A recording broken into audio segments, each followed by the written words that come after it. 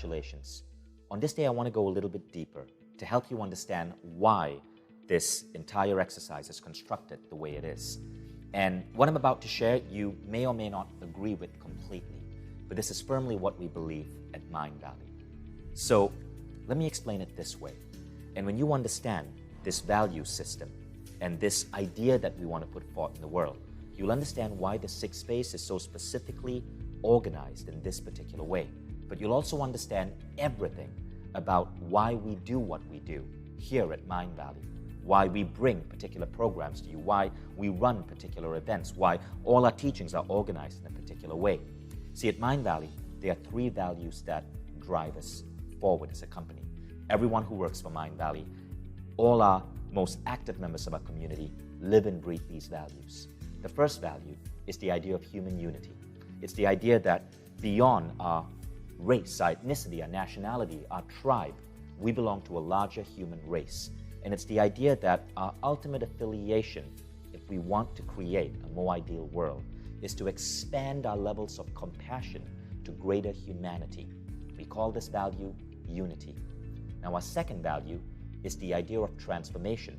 It's the idea that our education system has failed us. It teaches us things, skills that in a couple of years, all of us will be able to access through personal artificial intelligence on our smartphones. 10 years from now, if you've seen the movie Iron Man, all of us will have Jarvis, our own personal Jarvis on our smartphone. Need to know a question, need to solve a problem, your artificial intelligence will be there for you. Now, with the exponential change coming forth this rapidly, what should we be teaching human beings? Well, the skills that schooling systems now teach are becoming less and less important. I mean, think about it. The average teenager today with an iPhone has access to more information than the President of the United States had in 1995. So what do we teach? What we teach is wisdom. What we teach is how to live healthy. What we teach is mindfulness, compassion, forgiveness. It's the skills that we are bringing forth here because these are what actually lead to happier, more fulfilling lives. This is why our second value at Mindvalley here is something we call transformation. It's the idea that we as human beings should never stop learning. We have to keep transforming and evolving ourselves to be the best version of ourselves possible. But there is a third value, and that third value is something we call envisioning. Envisioning means consistently envisioning a better future for our species and for our planet. See, you can be all about transformation. You can have that incredible yoga body, that incredible, beautiful, powerful, meditative mind. But what use is it if you're not applying it to create a better world for your grandchildren? Because like it or not, we are all going to be dust someday. But here's the catch. When you're creating that vision for that world, when you're envisioning this better world, what's driving you? Is it money for yourself? Is it a particular status for your particular group or tribe or country? Or are you paying attention to the greater human species? That's why unity is so important. So this trifecta is represented by a triangle.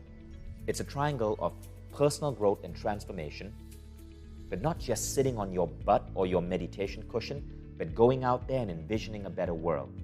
But doing so for the sake of global human unity. This is why when you walk through the Mindvalley office, you start noticing triangles everywhere. It's part of our office design. It's part of our theme, this triangle. I believe you can't be the most effective, powerful version of yourself without all three. See, if it wasn't for envisioning a better future, we'd have people who are so obsessed with personal growth, but what they care about are maybe six-pack abs or a beautiful yoga body. What use is that to greater humanity? Now, I'm not saying that's wrong, but we can do so much better. But without unity, we might be pursuing visions that are counter to the forward progression of the human species. Let's take, for example, global warming. Not all companies are equal. There are humanity plus companies which are doing great work to ensure that as they are pursuing the dollar, they are also making a better world for all who follow. But there are also companies that are driven by algorithms designed to maximize shareholder value. And these companies could be raping and pillaging and polluting the earth. And that's not good from a long-term perspective of the human race. That's why unity is so important. Now, if you've done the sixth phase, you'll notice these three themes are in this meditation. And so this entire approach actually goes deep into human philosophy and spirituality. This is why phase one is about expanding your levels of compassion to the entire world. It's why we start with that. We are trying to help people awaken to a more unified sense in terms of their belonging to a world. Our world's moving at an exponential pace of technological acceleration. But human consciousness isn't expanding as fast. Now the problem is, as technology gets more powerful, if we don't raise human consciousness, we have a group of people with more backward ideas of consciousness, but advanced state-of-the-art technology that can destroy us. And I once asked a really brilliant guy, the co-founder of Google X, what is the greatest problem in the world today? And he said, the problem is our consciousness has not caught up to our technology. And the example he gave was this. Go back 20 years ago. If you were malicious and you wanted to bomb a building, you could fire a $1.5 million rocket into that building. Today, you can do that with a $1,000 drone and $500 of explosives that drone could just drop on that building. How do we elevate human consciousness so that as a species, we are wielding our awesome technology with better responsibility? This is what we're seeking to do here at Mindvalley, and this is what we're seeking to do with this program here. Charles Darwin made an interesting prediction about the human race. And yes, I'm talking about Charles Darwin of evolution fame. A lot of people remember Darwin because of the theory of evolution. He spoke about where we came from. What people don't know is that Darwin also spoke about where the human race is going to go. In 1872, in a book called The Descent of Man, he wrote this line, and I want to read it for you just for a moment. Darwin said, as man advances in civilization and small tribes are united into larger communities, the simplest reason would tell each individual that he ought to extend his social instincts and compassion to all the members of the same nation, though personally unknown to him.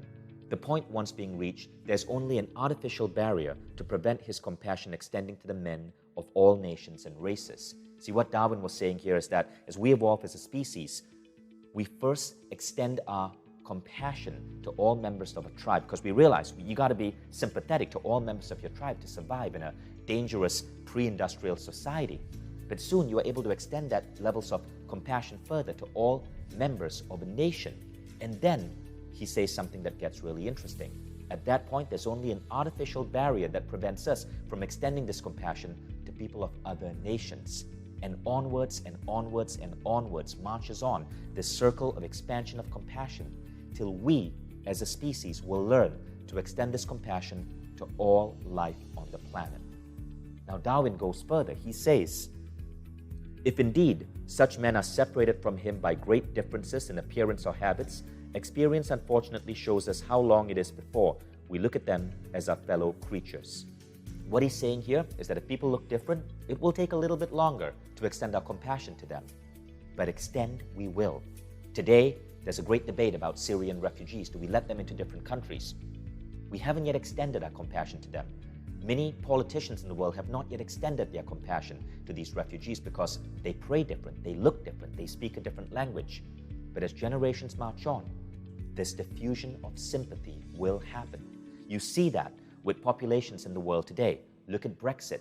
The older generation voted for Brexit, but among millennial Britons, 75% of them wanted to remain in the European Union. Humanity is marching towards unity. Our job is to accelerate this march. Now, Darwin said compassion beyond the confines of man, that is humanity to the lower animals, seems to be one of the latest moral acquisitions. This virtue, one of the noblest with which man is endowed, seems to arise incidentally from our compassions becoming more tender and more widely diffused until they are extended to all sentient beings. And I love that line. I couldn't believe that Darwin used the phrase sentient beings. Here, what he's saying is that at a certain point, our compassions have to extend to the earth itself. Look, We are facing a situation where, due to global warming, your grandchildren might inherit an earth that is in a painful state. And no matter all the money you make and what you create in your generation, if you aren't thinking about the earth that you're giving your grandkids, that might be an irresponsible way of living our life. When you understand that humanity needs to awaken its consciousness to match our technological progress, you start to see why this approach is so important. You start to understand why unity as a driver is the first phase that unlocks the 6-phase meditation. You start to understand why we ask you in phase 4 to see visions of your life 3 years down the road, but to also see how other people are benefiting from those visions. It's because we want to create in the world. We want to create in you human beings who are not just pursuing personal growth, but are using these newfound abilities within themselves to help unify the world, to help us diffuse our circles of compassion to all sentient beings, to care for the planet, and to go out there and actually build businesses, companies, work for projects, become political activists that can help us move humanity forward. So welcome to the 6th phase, and I hope this meditation is something you start practicing on a daily basis.